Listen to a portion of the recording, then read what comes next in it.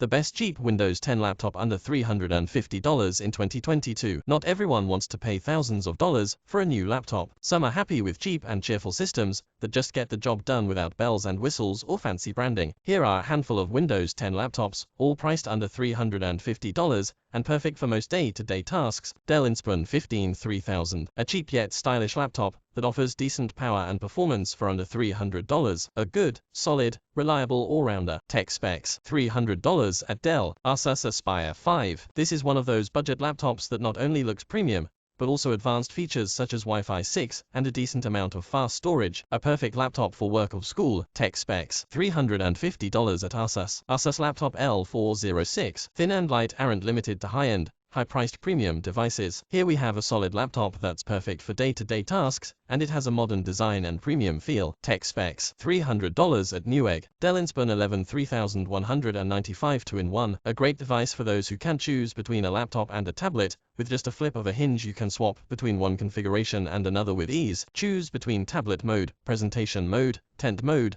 and laptop mode. The 64GB ink storage means this is a more robust platform, ideal for throwing into a messenger bag or school bag since there's no hard drive to knock about. Tech specs: $269 at Amazon. Q. Can all these laptops run Windows 11? A. It is recommended that you check the manufacturer's spec sheet for this information. Q. What are budget laptops suited for? A. Are you looking at a system that can handle the general activities people do at work or school? These systems are general-purpose systems, but don't expect them to handle heavy workloads. Q. What kind of battery life can I expect from a budget laptop? A. Don't expect more than a few hours, under anything than the lightest of loads. Castiron, an e-commerce platform, has received $6 million in funding to help independent culinary craftsmen flourish. The COVID-19 pandemic has left countless thousands of restaurant professionals in the US starving for business. With nearly 80,000 restaurants that shut down permanently within a year after the start of the pandemic, millions of food service jobs have been eliminated. Yet, despite the damaging effects of the pandemic, professional culinary artisans, from baristas and bakers to pastry chefs and sous chefs, are taking an entrepreneurial approach to keeping their passion for making food alive and profitable. The best web hosting services. We take a look at some of the best web hosting providers and help you understand how to choose the best for your needs. Read more. As several states update their cottage food laws, making it easier and safer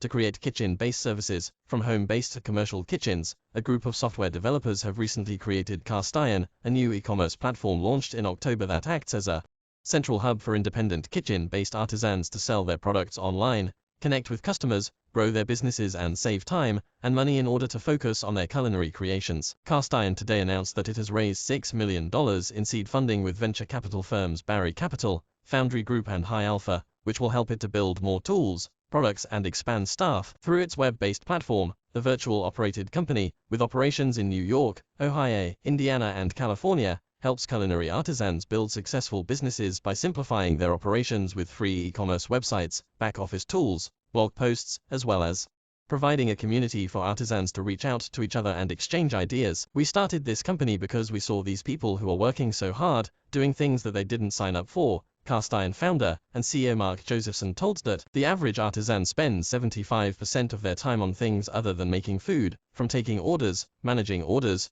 tracking down payments, invoicing, planning inventory, building a website and social media marketing. We're really passionate about helping them, Josephson said. Through the Castiron platform, artisans can set up a complete website and go live in a matter of minutes, where they can then take orders and transact business with their customers. We've streamlined it so efficiently, Josephson said. The back-office tools, for example, enable orders to come into one queue so that artisans need not worry about getting direct messages, text messages or emails. You now have a streamlined order queue that captures all of the information needed from the customer. It translates to a definitive customer list, so you know exactly who your customers are, what they've ordered, what their preferences are, and how much they bought from you. Josephson added. What's more, the platform manages an artisan's inventory, automates invoicing, and provides hundreds of blog posts, news about local rules and laws around home and cottage baking, and providing a community of support. Currently, Castiron is only available in the US, but Josephson says they intend to expand internationally. Right now, We only make money when our customers sell something. We're going to build more products that help them sell more, Josephson said. That's really all we care about, is helping them become more successful, because when they win, we win. Microsoft makes its biggest acquisition, buying game developer Activision Blizzard for $68.7 billion. Microsoft is buying Activision Blizzard Inc., a game development and interactive entertainment content publishers, for $68.7 billion. Activision Blizzard makes games including Call of Duty, Candy Crush, Warcraft, Diablo, Overwatch and Hearthstone. Microsoft will get Activision Blizzard's nearly 10,000 employees as part of the deal, which was announced on January the 18th. Microsoft officials are positioning the acquisition as accelerating the growth in the company's gaming business across mobile, PC, console and cloud, and say it will provide building blocks for the metaverse.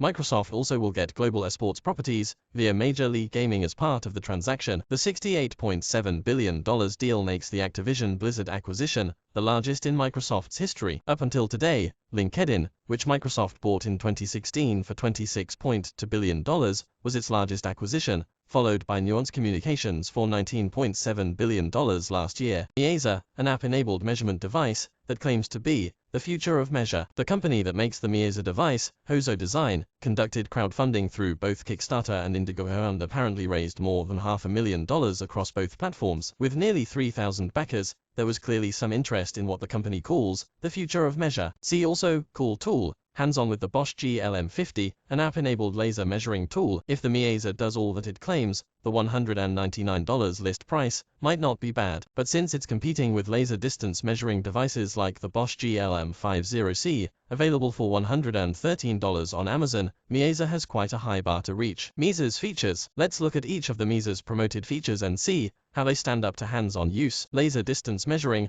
Bose laser reaches 165 feet with 1/8 inch accuracy. The Meazor claims 80 feet with 1/16 inch accuracy. In practice, I found Meazor's measurements to be reasonably accurate, but it's tough to tell whether it's truly accurate down to the 1/16 of an inch. It was correct to the inch across a room, but anything more is like splitting hairs on a gnat. 2D floor plan scanning. This is the most heavily pitched feature of the Meazor, and it's where most of the promotion is placed. To be clear, it's not magic. Basically, the Meazor can measure distance, and it can measure angles of rotation together that lets it reach out to our old buddy Pythagoras to complete the triangle. Meazor mounts on a tripod, and as you rotate it around a room and take point measurements, it applies the Pythagorean theorem and tries to draw a floor plan. It is not great. If you're measuring anything that is not line of sight, it fails. There's a bit too much jitter when adjusting the device on the tripod to hit a perfect dot on the right part of the room. The result, not as much a floor plan as a floor guesstimate. Scale and measurement conversion. This allows you to measure either by real-world measurements or by the scale. It's just a unit conversion. Google can do this. Any number of low-end apps can do this. It's nice to have on the device,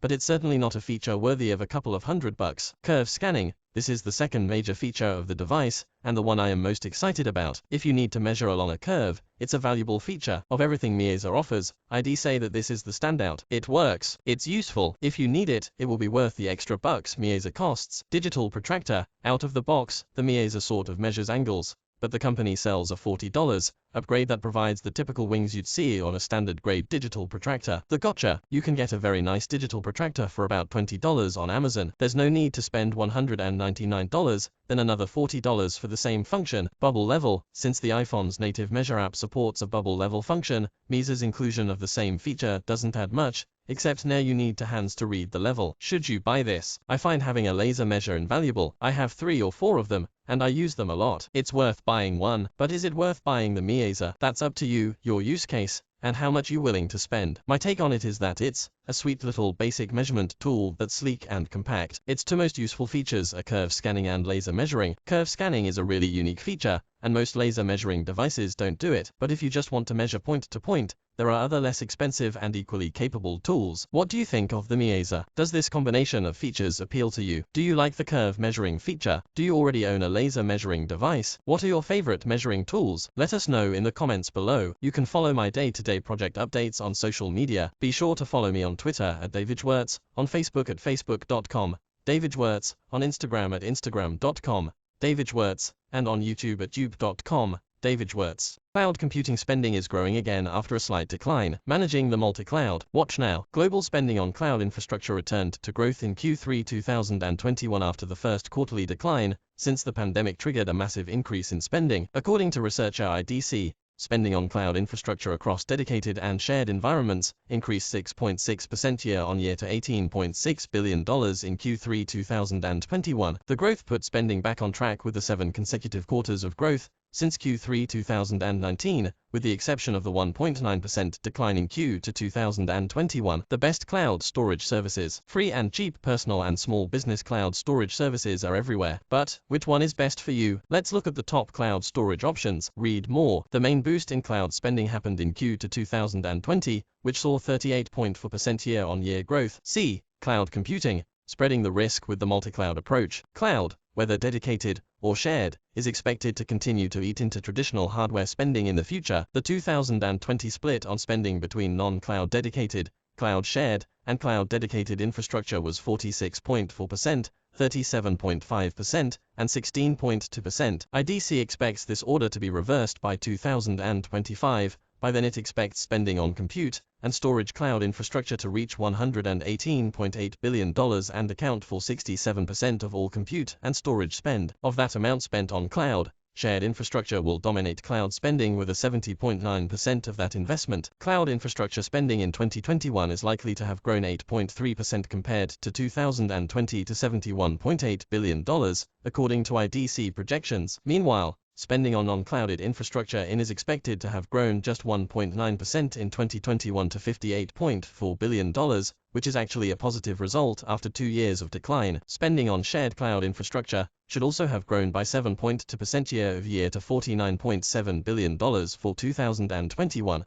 While dedicated cloud infrastructure spending is expected to have grown 10.7% to $20.2 billion for the full year. IDC's figures for cloud and non-cloud cover spending from several service provider types, including cloud service providers, digital service providers, communications service providers, and managed service providers. This group saw spending of $18.9 billion on compute and storage infrastructure, up 6.7% year-on-year, and accounted for 57% of all compute and storage infrastructure spending. IDC expects spending to reach $72.6 billion in 2021, up 7.4% from last year. C. Cloud computing is the key to business success, but unlocking its benefits is hard work. Spending in the Asia-Pacific region, excluding Japan and China, grew fastest at 64.3% year-on-year in 3Q21, while the US saw the weakest growth at 1.1%. Rival analyst Canalys estimated Q3 2021 spending on cloud infrastructure services reached almost $50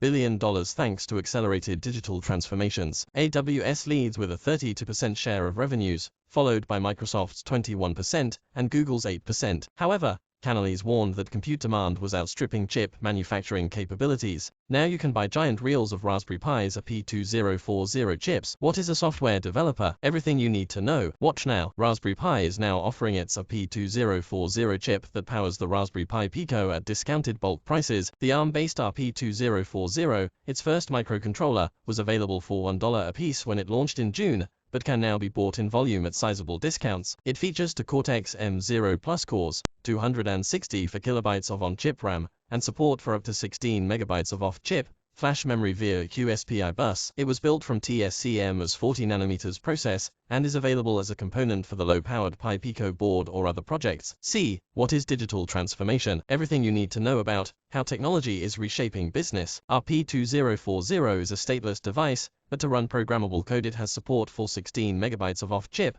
flash memory for cached QSPI memory via a QSPI bus. The AP2040 is still available in small quantities for $1 per unit. However, for larger scale projects in need of thousands of chips, the new Raspberry Pi direct-to-business online store is launching with just 2 products on offer. These include the $400 set of reels of 500 AP2040 chips at 80 cents per unit, and the $2,380 set of reels containing 3,400 AP2040 chips at 70 cents per unit. In a blog post, Raspberry Pi CEO and co-founder Eben Upton notes how the global semiconductor shortage has affected demand. But as AP2040 products begin to ramp to scale, and the global semiconductor shortage has transmuted most other microcontrollers into unobtainium, we've started to see people asking to buy tens of thousands of chips at a time, writes Upton. The company's main product, The Raspberry Pi 4 isn't immune to the semiconductor shortage either. In October, prices rose for the time in Raspberry's 10-year history of selling the single compute boards. Today, multiple resellers list 2 GB, 4 GB and 8 GB Pi 4 models as out of stock. Pi fans on Reddit report Raspberry Pi 4 devices being sold at crazy prices via non-official channels or that official local resellers have been out of stock since before Christmas. CNET has asked Upton for an update about supply issues affecting the Raspberry Pi 4 and will update the story if it receives a response. However, Upton assures people with microcontroller projects that the RP2040 shouldn't suffer the same shortages, with enough wafers to make 20 million chips. RP2040 is built on a more modern semiconductor process than most other microcontrollers. As a result, it makes extremely efficient use of scarce silicon wafer supply. Each die occupies just 2 square millimeters, and each 300 millimeters wafer yields roughly 21,000 dice. We have sufficient wafer stock on hand to produce 20 million chips, with more on the way, says Upton. If you want to build your product on a microcontroller you can actually buy in 2022, RP2040 is your friend. The Brazilian Ministry of Health restored the system more than a month after the cyber attack. After a major cyber attack brought key systems of Brazil's Ministry of Health to a halt, the department has reported all its platforms are back online. According to a statement released by the MO on Friday, most systems have been reestablished following a cyber attack in early December 2021, including Conectesys, which holds COVID-19 vaccination data. However, some systems still need to be recovered, and the deadline for completing the work is this coming Friday. As a result of the cyber attack, crucial data on the pandemic, including cases, deaths and vaccination data was unavailable for nearly a month. This meant that, for example, institutions that rely on government data on COVID-19 to monitor the local developments around the virus could not access the information they need since early December 2021. Hospital managers also reported challenges introduced by the lack of access to data in aspects such as planning for new beds and purchasing medicines as well as hiring professionals. Cyber attacks threaten democracy itself, warns NATO. Society is at risk from hackers attempting to interfere in elections, argues NATO as Jamie Shi. Read more. However, Rodrigo Cruz, executive secretary at the MO, insisted there was no loss of information or a healthcare data blackout. The ministry continued to receive and disseminate data, especially the data relating to the pandemic. This information was and continues to be easily accessible on our website through our newsletters and epidemiological bulletins, he said. The attackers used legitimate access credentials to access the National Healthcare Data Network, the cloud-based database, which feeds systems including those relating to the pandemic management, meaning there was no need for any sophisticated cyberattack techniques, Cruz noted. Responsibility for the attack was claimed by the Lapsus Dollar Group, which said 50 terabytes worth of data had been extracted from the MO systems and subsequently deleted. The MO secretary confirmed the attackers were able to access other MO systems and deleted COVID-19 data, as well as systems. These are not off-the-shelf systems that can be erased and reinstalled with a CD or a USB stick. When the system is deleted, it has to be rebuilt since it is customized and built specifically for the Ministry of Health, he noted. Cruz added his first challenge was to ensure that no data had been compromised, then rebuild the system so that the MO could receive the data produced by cities and states. All systems have had their data capture processes reestablished, they pointed out. According to the Brazilian Ministry of Health, all the department's access credentials have been updated, and access control processes have been improved. In addition, the cyber risks and vulnerabilities of the main MO systems have been assessed. A data protection committee has also been created as part of the department's action plan to deal with the fallout of the cyber attack. Questioned about the possibility of the involvement of civil service staff in the occurrence, Brazilian Health Minister Marcelo Queiroga said, if there was any sabotage, it was not on the ministry's part. He added the attack was orchestrated by criminals and it is being investigated by the federal police. Garmin Fenix 7 and Epix series provide high-quality and full-function experience for athletes in many sports. Garmin offers a range of wearables for athletes across a broad spectrum of activities. The Fenix line is the premium series for serious multisport athletes,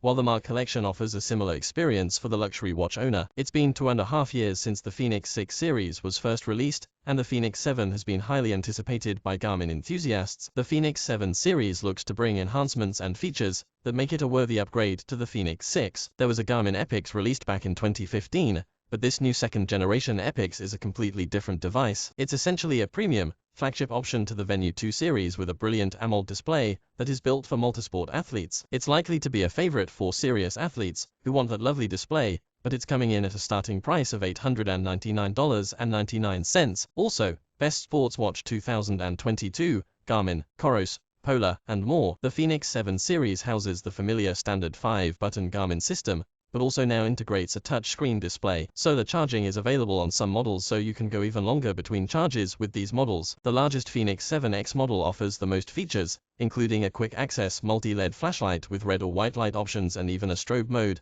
that syncs with your running cadence to make sure you are seen while running. Advanced training options include real-time stamina, visual race predictor, recovery time advisor, and daily workout suggestions. Garmin Coach features are also standard on the Fenix 7. All Fenix 7 models include Skyview maps, and more than 42,000 golf courses. Topoactive maps are also available for various regions around the world. An interesting up-ahead race day feature is provided with locations of aid stations, trails, next turn, and more, so we look forward to hearing more about this as the devices hit the wrists of reviewers. All of the great Garmin 24/7's health and wellness features are also present, so you will have heart rate monitoring, blood oxygen measurements, body battery, fitness age, sleep score, and more. Another new function is Connect IQ Store on device, where you can find, download, and install apps directly over Wi-Fi from the watch without the need to use the smartphone app and sync to your watch. The Fenix 7 series is available in 3 sizes as a Fenix 7S, Fenix 7, and Fenix 7X with options for standard, solar, and sapphire solar models. The starting price for the smallest Fenix 7S model is $699.99. In addition to the brilliant 1.3-inch AMOLED touchscreen display, the Garmin Epix offers a sapphire lens and titanium bezel, so it is clearly a premium GPS sports watch. Buttons are provided so you can navigate the watch with both touchscreen and physical button actions. It has a reported 16 days of battery life with all of the Garmin fitness, health, and wellness features you would expect in a flagship product. Multi-band frequency and multi-GNSS support ensures your location is clearly identified with topoactive maps and Skivvy skiing maps, helping you navigate the great outdoors. Up to 42 hours in GPS mode is available to get you enjoy days full of activities and adventures. Offline music, Garmin Pay, incident detection, Connect IQ, and smartphone notifications are also supported. Microsoft, this new browser feature is a huge step forward against the zero-day threat. Why is a zero-trust framework better than a perimeter security model? Watch now. Microsoft has shown off a new measure for admins to protect web browsing users on Chromium-based Edge from 0 days, which are previously unknown software flaws. The latest Edge beta introduces a new browsing mode in Edge, where the security of your browser takes priority. For admins who fear web-based attacks on desktop systems via the browser, this feature gives them the option to mitigate unforeseen active 0 days. Enabling this mode can be configured so that important sites and line of business applications continue to work as expected, according to Microsoft's release notes. The best Windows laptops. Here are Znet's top picks for a variety of use cases. Read more. The security-focused Edge mode, spotted by Bleeping Computer, brings several Windows exploit mitigation technologies into play, including hardware-enforced stack protection, arbitrary code guard, and control flow guard. C. Your cybersecurity training needs improvement because hacking attacks are only getting worse. Windows 10 SACG helps thwart web attacks that attempt to load malicious code into memory by ensuring only properly signed code can be mapped into memory. ACG and CFG were key motivations behind Microsoft's move last year to introduce Edge Super Duper Secure Mode, which turns off Edge's Chromium JavaScript just-in-time compiler to allow those exploit mitigations, as well as Intel's control flow enforcement technology, to work. The JAT compiler is part of the Chromium V8 JavaScript engine's processing pipeline,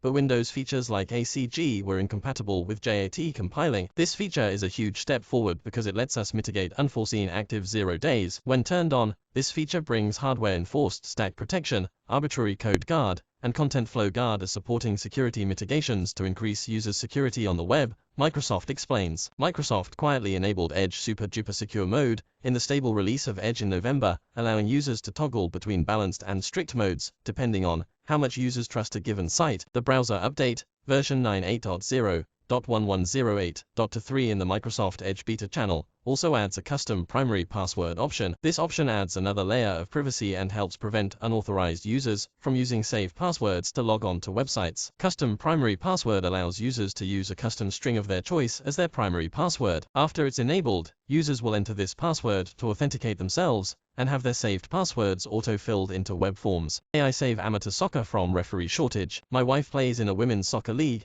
and the games tend to get pretty competitive. Good thing, then, that the league provides 2 referees for each game, but not every would-be mere harm is so lucky. Amateur soccer and particularly youth soccer, is undergoing a major referee shortage owing in part to the pandemic, and in part to the awful treatment refs tend to endure from cranky and over-agitated parents. The position tends to be low pay, and lots of former refs have simply had enough. Without some kind of ref presence, competitive soccer, which requires judgment calls best left to a neutral arbiter, is all but impossible. Can AI provide a kind last-ditch stopgap? A software startup called Cocopy, which brings AI capability to off-the-shelf mobile devices, believes it has the technology for just such an application. Cocopy recently announced a partnership with Cognizant to develop a set of super-resolution solutions to enhance end users' multimedia viewing experience, creating high-resolution images and videos. As part of the new partnership, Cognizant and Cocopy will work in tandem to achieve real-time processing by creating advanced deep neural network-based solutions, which gives the technology, which can be used on consumer devices, interesting real-world reach. One possible application of Cocopy's AI is to alleviate the current amateur soccer referee shortage. While the application may not be the best bet for determining if a slide tackle is fair play,